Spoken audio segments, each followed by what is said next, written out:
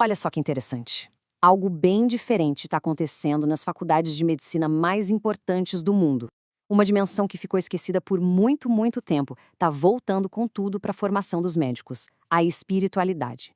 Vamos entender juntos por que essa mudança não é só uma modinha, mas sim uma transformação bem profunda no futuro da saúde. Para a gente ter uma ideia do peso disso, vamos começar com essa frase da Christina Puchalski, que é uma das pioneiras desse movimento todo. Ela coloca a coisa em outra perspectiva, né? O cuidado espiritual não é um extra, um luxo. É um direito humano básico de qualquer paciente. Ok, mas vamos direto ao ponto. A pergunta que não quer calar é: por que a ciência médica, que é tão focada em dados, em evidências, está olhando para algo tão pessoal como a espiritualidade? O que fez os médicos sentirem essa necessidade de buscar uma conexão mais profunda? Bom, para responder isso, a gente precisa olhar para um vazio que ficou na base da medicina moderna.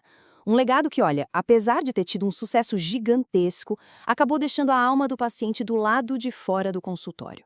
A grande virada foi aquela ideia de separar o corpo da mente. Isso permitiu que a medicina avançasse de uma forma espetacular, tratando o corpo como se fosse uma máquina complexa que podia ser consertada.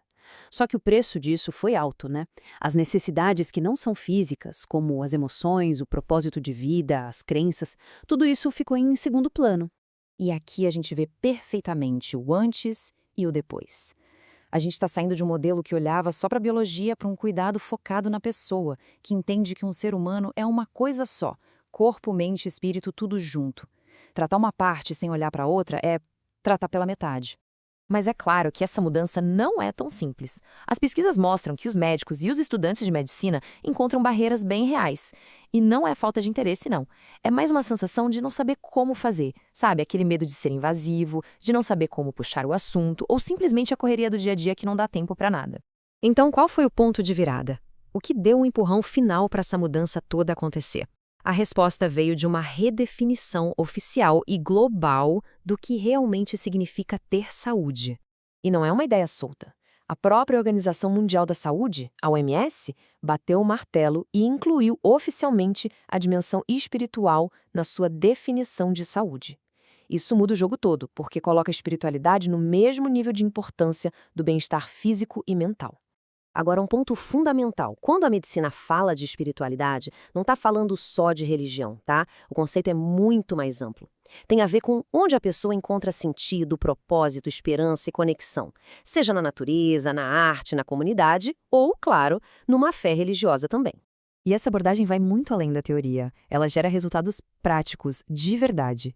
Vários estudos mostram que pacientes que têm esse suporte espiritual dizem ter uma qualidade de vida melhor, tomam decisões mais alinhadas com o que acreditam no fim da vida e, o que é super importante, constrói uma relação de confiança muito maior com a equipe de saúde. Ok, a teoria faz todo sentido. Mas na prática, como é que se ensina algo tão pessoal e complexo dentro de uma faculdade de medicina que já é super puxada? Como isso funciona no dia a dia? As instituições de ponta não estão improvisando, não. Elas estão criando cursos sérios, bem organizados. Um ótimo exemplo é o programa da George Washington University, que treina equipes de saúde no mundo inteiro para conseguir integrar o cuidado espiritual na rotina clínica, de um jeito respeitoso e que funciona. E uma das ferramentas mais usadas para guiar essa conversa, que é tipo um histórico espiritual, é o FICA. É como se fosse um roteirinho, sabe? Começa com F, de fé, perguntando sobre as crenças da pessoa. Depois vem o I, de importância, para entender como isso afeta as decisões dela. Em seguida, o C, de comunidade, para saber se existe um grupo de apoio. E, por fim, o A, de ação, que é discutir como juntar tudo isso num plano de tratamento. E o mais impressionante disso tudo é que essa abordagem resolve uma das maiores barreiras que a gente viu: a falta de tempo. Essa conversa estruturada, que pode transformar a relação com o paciente, leva em média de 2 a 5 minutinhos só. E a gente já sabe o que funciona e o que não funciona na hora de ensinar isso. Aulas teóricas, aquelas mais tradicionais, não são tão eficazes. O que realmente prepara os futuros médicos são os seminários com mais interação e, principalmente, o acompanhamento na prática com profissionais especializados, como os capelães de hospital, por exemplo. Pois é, tudo isso aponta para um futuro mais humano na medicina. As evidências estão aí, as ferramentas existem, mas a realidade da formação médica hoje ainda está bem longe do ideal. 10,4%. Vamos só deixar esse número na tela um pouquinho. Esse número aí é porcentagem de faculdades de medicina no Brasil que realmente tem uma matéria oficial sobre o tema.